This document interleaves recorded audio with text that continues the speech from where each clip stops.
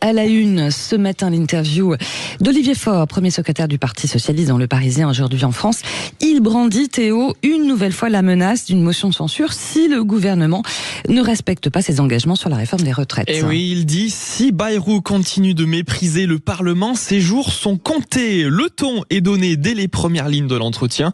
En refusant un retour de l'âge de départ à la retraite à 62 ans, François Bayrou revient sur une concession qu'il avait accordée au Parti Socialiste. Et ça, Olivier Faure ne le digère pas. C'est une trahison, pas seulement envers les socialistes, mais aussi envers les Français. Que vaut la parole du Premier ministre ? C'est François Bayrou qui a expliqué faire du dialogue social sa marque de fabrique.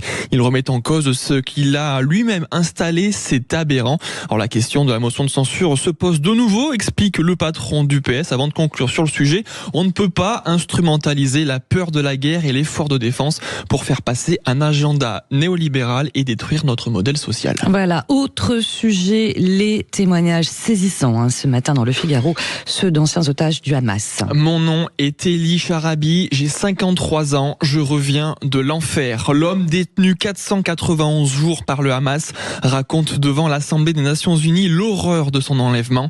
Les sirènes dans le kibboutz de Be'eri, la séparation brutale avec sa femme Liane et ses 2 enfants, le chien qui aboie lorsque les terroristes entrent dans la maison. Il dit, nous n'avions pas d'armes. Alors pendant 52 jours, il est retenu dans un appartement, pieds et poings liés, les liens si serrés que selon ses mots, les cordes pénétraient ma chair.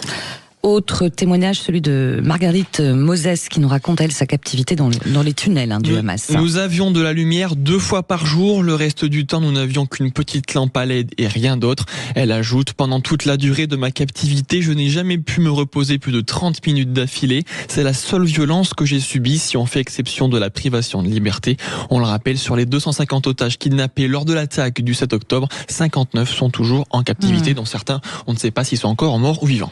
Voilà, et pour terminer, un sujet plus léger, pour lutter contre la désertification des bistrots en France, une proposition de loi entend faciliter l'ouverture d'établissements servant des alcools forts dans les communes de moins de 3500 habitants. C'est ce que révèle notamment la dépêche du Midi ce matin. Et oui, les 2/3 des communes françaises ne disposent plus de commerce et logiquement, encore plus, n'ont ni bistrot ni café. C'est ce que déclare le député Renaissance Guillaume Kasbarian à l'origine de cette proposition de loi. Il précise que plusieurs groupes parlementaires se sont montrés intéressés pour la reprendre, mais le texte est toujours en attente d'examen au Sénat, sans date fixée pour le moment. Alors le sociologue Jean Viard, spécialiste des territoires ruraux, insiste sur l'importance de cette mesure. Il dit les bistrots sont des lieux de lien social indispensables. Leur retour dans les villages contribue aussi à la dynamisation de l'économie locale. Et enfin, un chiffre pour finir, 160 000, c'est le nombre de cafés qui ont disparu en France au cours des 60 dernières années.